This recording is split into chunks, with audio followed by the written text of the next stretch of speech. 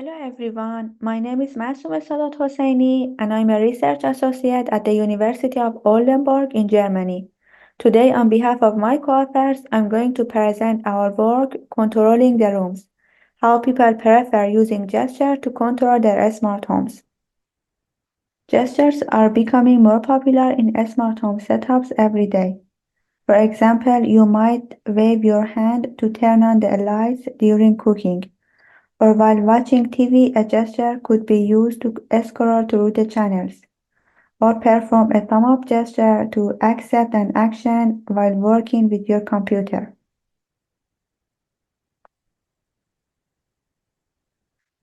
We know that so far several works have been done in middle gestural interaction in smart homes, including middle gesture for various home appliances and household devices.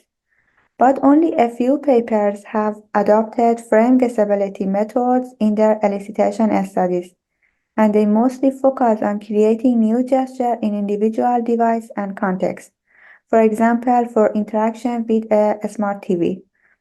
Except a few studies that have investigated the consistency of the gestures between different devices, there is no comprehensive study that examines whether the gesture set that are designed for a particular device or scenario in a smart home have this potential to transfer across other devices and scenarios or not, that we consider this in our paper. The key contribution of our paper are firstly a methodological contribution in the design of middle gestural interaction methods. Secondly, we delve into the motivation and needs that prompt users to utilize middle gestures within the smart home, and we presented our finding on user-preferred device and commands for middle gestural interaction. We also considered the consistency in user suggestion across different scenarios. We conducted an elicitation study. 20 participants participated in our study. A study conducted in a smart home lab environment. We selected 4 different scenarios within the home, including cooking, TV and entertainment, home office work, and fitness training. And a study conducted within subject and in a single user sessions. Unlike traditional approach in gesture elicitation studies, which typically present system functionality to user and ask them to propose gesture for those commands, we extended frame guessability method and utilized scenario to both elicit a broader idea about a smart home interaction and provide participants with realistic context for exploring their interaction preferences. In our approach, first we described to the participant which gesture they are allowed to perform and encourage them to imagine unlimited gesture recognition capabilities. Then we guide participants through the smart home lab, allowing them to explore device independently. To minimize bias, we provided minimum information about device functionality. Instead, we allowed participants to explore them by themselves. In our methodology, we also integrated a priming technique by asking participants about their personal experience and habits at the beginning of each scenario. We also ask participants to envision using middle gesture within various scenarios and prompt them to identify the motivation behind employing such gestures. Additionally, participants were asked to specify the device and command with which they envision using middle gesture in each scenario. We also asked them to propose gesture for each command that they desire to interact with. And finally, at the end of all scenarios, we interviewed participants to explore specific scenarios, rooms, and commands to identify where participants saw the most potential for gestural interaction in their daily lives. Our data analysis process started with open coding. where we reviewed and coded the video footage to extract relevant data. Researchers watched the video and identified and labeled various elements such as gesture, device usage, comment, and verbal explanation provided by participants. To enhance the reliability of coding process, two researchers independently evaluated all data. The disagreements were resolved iteratively by revisiting the video and discussions. For further analysis, identical and similar gestures were grouped based on specific criteria such as body part and handedness, size, direction, and hand pose. This process resulted in 99 unique gesture categories, allowing for a more refined analysis of participants' interaction with smart home devices.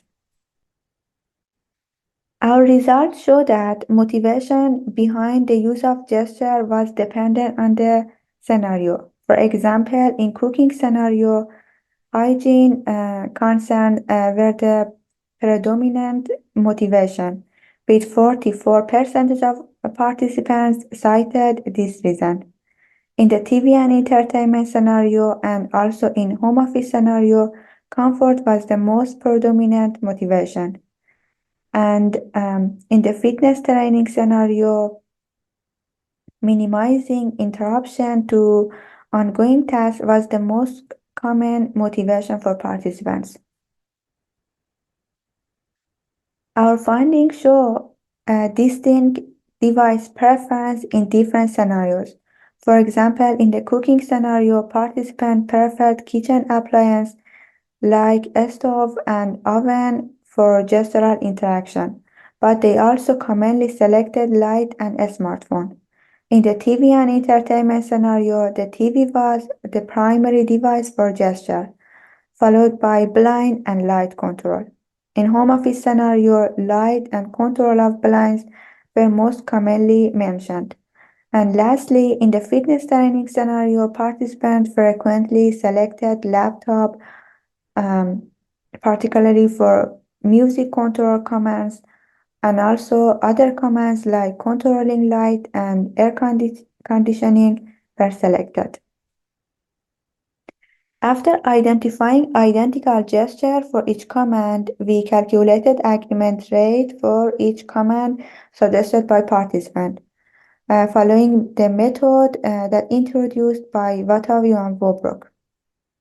And we reported the two largest group of identical gesture. For example, for turn off command, 61 different gestures were proposed by all participants in different scenarios. An agreement rate was less than 1, and number of distinct gestures for this command was 23, and clapping, hand, and finger snapping was the most frequent gesture proposed for it. And another example that you can see here is close. And finally, to understand how the agreement rate of each command varies across various devices and scenarios, we calculated agreement rate for each command separately within each scenario and devices. For example, this heat map shows the result for turn off command across different scenarios and devices. We found that turn off has a low agreement rate in cross-device situation, as well as in the most of the devices, except in cooker hood. And even in individual scenarios, has a low agreement rate, except in fitness training. And we also reported the most frequent gesture in case where agreement rate was high. For example, a swipe was the most frequent gesture on the cooker hood. In general, our result showed that there is a high consistency in navigation commands, such as next or previews. For commands related to physical change, like moving the blinds up or down, most participants favored gestures that closely align with the spatial and directional aspect of corresponding physical commands. and users have preferred for gesture control across different devices. They especially favor gesture for basic commands such as turning device on and off. We also found that creating realistic scenario help us better understand what users want from gesture-based interaction. By defining rule, location, and device, we can accurately capture their needs and preferences. We also considered the feasibility and implementation of our result, and we looked into practical solutions like addressing command to address challenge like Midas touch problem. Additionally, we discussed about Wi-Fi and radar-based system for precise gesture recognition in a smart home. Thank you very much for listening to this talk. Please get in touch with me or find our paper for more detail of our work.